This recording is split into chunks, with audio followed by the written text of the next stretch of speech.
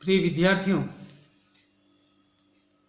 मैं डॉक्टर दीपक सालवी, सहायक आचार्य, चित्रकला विभाग, राजकीय महाविद्यालय सागवाड़ा, आपके सामने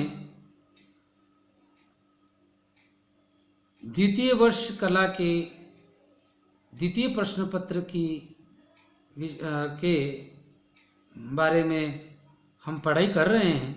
ई लेक्चर्स के माध्यम से, पीडीएफ नोट्स के माध्यम से हमारे इस भारतीय कला की यात्रा में हम निरंतर इन ई व्याख्यानों के द्वारा हमारी कला, भारतीय कला के विभिन्न पहलुओं पर प्रकाश डालते हुए अध्ययन कर रहे हैं, जो कि हमें इसको और अधिक तरीके से जानने में मदद मिलेगी। विद्यार्थियों, पहले के ई व्याख्यानों में इससे पहले के व्याख्यानों में हमने अजंता और बाघ की गुफाओं के बारे में पढ़ा, समझा कि इन गुफाओं की स्थिति क्या है, कहाँ पे स्थित है, किसने खोज की, इनके किन गुफाओं में कौन कौन से चित्र अंकित हैं, ये हमने पढ़ा, सुना, समझा। और आशा करता हूँ कि आप पीडीएफ नोट्स के माध्यम से मेरे इन वीडियो लेक्चर्स आप साझा कर रहे होंगे, पढ़ रहे होंगे। तो इसी ई व्याख्यान की इस यात्रा में हम अब हमारे आगे के जो विषय है पाठ्यक्रमानुसार, उसके बारे में हम अध्ययन कर रहे हैं, जिसके अंतर्गत हम सिगिरिया की गुफा के बारे में पढ़ाई कर रहे हैं कि सिगिरिया की गुफाओं की क्या स्थिति है और उन गुफाओं को हम किस रूप में पढ़ें, ये हम पढ़ाई करने का, ये हम समझने का प्रयास कर रहे हैं। विद्यार्थियों, भारतीय चित्रकला की जो आकर्षकता है वो भारत में ही नहीं अपितु पूरे विश्व में, भारत से बाहर भी इसकी विशेषता के गुणगान किए जाते हैं। और इसका प्रभाव जो है हमारे पड़ोसी देशों में भी बौद्ध धर्म का या भारतीय चित्रकला का जो प्रभाव वो निश्चित रूप से पड़ा। तो जो पड़ोसी देश थे वो भी, उनकी कलाओं में भी भारतीय की इस कला का आत्मसात हुआ और उससे प्रभावित रहे, भारतीय कला और संस्कृति से प्रभावित रहे। तो इसी का एक उदाहरण हमें श्रीलंका, जो कन्याकुमारी के दक्षिण में हिंद महासागर में एक सिंहल द्वीप, जिसको आज हम श्रीलंका कहते हैं, उसमें हमें देखने को मिलता है। और ये भारत के निकट होने के कारण इसमें भी भारतीय ताकि बौद्ध धर्म का प्रचार प्रसार हुआ, बौद्ध धर्म से रिलेटेड प्रचार प्रसार हुआ। अतः ये जो कला है, ये कला अजंता की कलाओं से भी, यहाँ की जो कला हमें देखने को मिली है वो अजंता की कलाओं से मिलती जुलती प्रतीत हुई है, मिलती जुलती है। और यहाँ की कला के प्रचार प्रसार का श्रेय भी हम बौद्ध अनुयायियों या बौद्ध भिक्षुओं, बौद्ध साधुओं को देते हैं, जिन्होंने बौद्ध धर्म के प्रचार प्रसार हेतु सुदूर पूर्वी या दक्षिणी देशों में भारतीय कला परंपरा को पहुंचाया। तो ये ऐसा संदर्भ देखने को मिलता है कि 3री शताब्दी ईसा पूर्व में भारत के मौर्य सम्राट ने अपने पुत्र महेंद्र को बौद्ध वृक्ष की शाखा लेकर अपनी पुत्री संघमित्रा को धर्म प्रचार हेतु श्रीलंका भेजा था। यही कारण है कि श्रीलंका और भारत के मध्य सांस्कृतिक आदान प्रदान की शुरुआत हुई। और देखते हैं सिगिरिया की जो गुफाएं हैं उनकी क्या स्थिति है, कहाँ पे स्थित है। तो ये श्रीलंका की मुख्य पर्वत श्रृंखला सिंहगिरी एक छोटा सा नहर है जो कोलंबो से 108 किलोमीटर दूर स्थित है। यह स्थान लगभग 600 फीट ऊंचाई पहाड़ियों पर स्थित है, जैसा कि हम चित्र में देख रहे हैं। इस शैलखंड का आकार एक सुस्ताते हुए सिंह के समान है, जिसके कारण इसे सिंहगिरी नाम से भी पुकारा जाने लगा और कालांतर में ये सिगिरिया नाम कहलाया। इस शिखर के निकट ही 2 उथली खोहों में कुछ चित्र अंकित हैं जो आज विश्व भर में प्रसिद्ध हैं। 6ठी शताब्दी के बौद्ध ग्रंथ महावंश में सिगिरिया की गुफाओं का संदर्भ उपलब्ध है जो इस प्रकार है। 4ठी शताब्दी के आसपास यहाँ धातुसेन नामक एक नीति निपुण धर्मपरायण तथा प्रजारक्षक राजा रहता था। इस राजा की प्रतिष्ठा एक अच्छे प्रजापालक के रूप में चारों दिशाओं में फैली और धार्मिक प्रवृत्ति होने के कारण उसने अनेक विहारों और स्थापत्यों का निर्माण कराया, ऐसा संदर्भ हमें देखने को मिलता है। सैकड़ों वर्षों तक असुरक्षित एवं अंधकार में रहने के पश्चात सन 1830 ईस्वी में ब्रिटिश फौज के एक अधिकारी मेजर फॉर्मस को एक यात्रा के दौरान सिगिरियाओं का गुफाओं का पता चला। फिर सन 1889 में 1889 में श्री ए मूरे ने कई प्रतिलिपियां इन चित्रों की तैयार की, जिसमें 13 आकृतियां पेस्टल रंगों में तथा शेष रंगीन छायाचित्रों के द्वारा बनाई गई, जो आज कोलंबो संग्रहालय में देखने को मिलती है।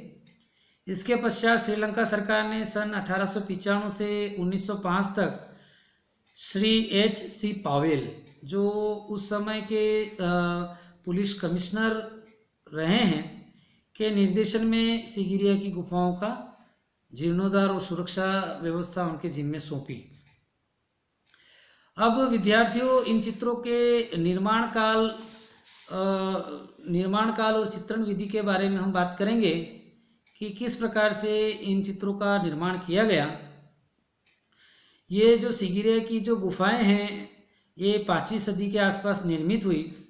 उस समय वहाँ कश्यप प्रथम का शासनकाल था और एक प्रमाण से ये भी ज्ञात होता है कि सिंह की चित्रकला का इतिहास दूसरी शताब्दी ईसा पूर्व में बौद्ध ग्रंथ विशुद्धिमग्ग से मिलता है। तो सिगिरिया के चित्रों को दीवार की पहली सतर को तैयार करने के लिए खड़िया मिट्टी जो होती है उसको चावल की भूसी और कुछ नारियल के रेशे को स्थानीय लाल मिट्टी के लेप से तैयार किया गया। इस पर बालू, चूना, मिट्टी एवं वानस्पतिक चूर्ण का मिश्रण और फिर तीसरा स्तर आधे इंच के मोटे बालू तथा चूने के प्लास्टर से बनाया गया। डॉक्टर गिरिराज किशोर अग्रवाल, जो माने हुए कला विद्वान, कला इतिहासकार रहे हैं, जिनका लेखन में अपना अच्छा हस्तक्षेप है, इनके अनुसार चित्रों का अंकन गीली दीवार पर किया गया होगा। उनके अनुसार गीली दीवार पर लाल अथवा काले रंग के रेखांकन करने के उपरांत ही रंग भरे गए, क्योंकि चित्रों के आसपास अतिरिक्त रेखाएं स्पष्ट दिखाई दे रही है। इस पक्ष से ये प्रतीत या इस बात से हम ये समझ सकते हैं कि जो चित्रों का निर्माण जो किया गया था, सिगिरिया के चित्रकार ने किया था, वो गीले धरातल पर ही किया होगा। अब यहाँ की जो गुफाएं हैं उनकी चित्रों के बारे में हम बात करते हैं कि यहाँ से कुल हमें अभी तक प्रमुख रूप से 21 चित्र प्राप्त हुए हैं, जिसमें 4 चित्र गुफा संख्या A में और 17 जो चित्र हैं वो गुफा संख्या B में प्राप्त होते हैं, जो कि हमारी जो पिछली ई व्याख्यानों में मैंने पढ़ा है। गुफा संख्या 16 और 17 में जो चित्रों की विशेषताएं हैं उन्हीं के समान ही उसका अंकन हुआ है। इन नारी चित्रों का कोई धार्मिक महत्व नहीं है, फिर भी कलात्मक दृष्टिकोण से ये चित्र उत्कृष्ट माने जाते हैं। प्रत्येक आकृति यहाँ के चित्रों की वो सौंदर्य से परिपूर्ण है। पहले कक्ष की नारी आकृतियाँ सामान्य अनुपात से लंबी, तो दूसरे कक्ष की आकृतियाँ कुछ छोटी बनाई गई हैं। लंबाई के इसी अनुपात को ध्यान में रखते हुए उनके चेहरों की लंबाई, रूप, सौष्ठव, प्रलंब, यौवन उन्नत उरोज आदि इस युग के कला अभिरुचि के हमें प्रमाण देखने को मिलते हैं। एक चित्र में एक जुलूस के रूप में कुलीन महिलाएं पुष्प अथवा फूलों का थाल लिए परिचारिकाओं या अपनी दासियों के सहित बौद्ध मठ की पूजा करने के लिए जा रही है। सभी स्त्रियों के कमर के नीचे के वस्त्र धारण किए हुए हैं और कुछ स्त्रियों के ऊपर कोहनी तक आस्तीनदार चोली कंचुकी जिसको कहते हैं वो पहन रखी है। कुछ स्त्रियां अर्धनग्न हैं एवं सिर पर विभिन्न प्रकार के केश विन्यास व आभूषणों से सुसज्जित है। इन चित्रों के ठीक नीचे की ओर बादल बने हुए हैं जिससे कुछ विद्वान इन्हें देवांगनाएं कहते हैं, क्योंकि एक स्त्री के हाथ में जल छिड़कने का एक उपकरण भी दिखाई देता है। वर्तमान शोधों के अनुसार यहाँ मेघ कन्याओं के अतिरिक्त कुछ नहीं है, या फिर इन आकृतियों को दिव्य या भव्य रूप प्रदान करने के लिए इनको बादलों के मध्य बनाकर भव्य रूप प्रदान किया गया है।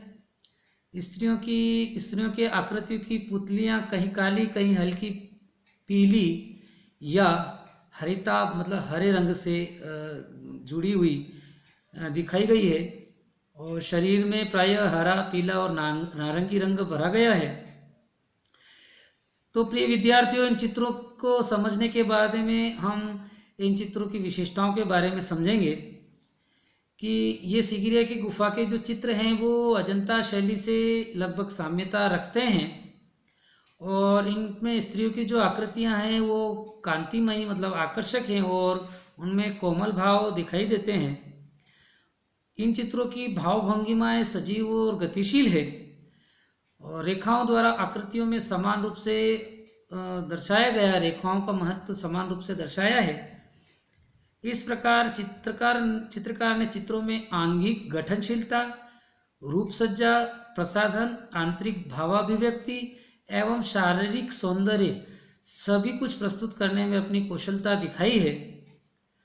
प्रसिद्ध कला मर्मज्ञ एवं कलाविद जो E.V. हेवेल ने इन चित्रों की तुलना, इनके रंगांकन की तुलना, इनके रेखांकन की तुलना प्रमुख पाश्चात्य चित्रकार बोच्छेल्ली से की है।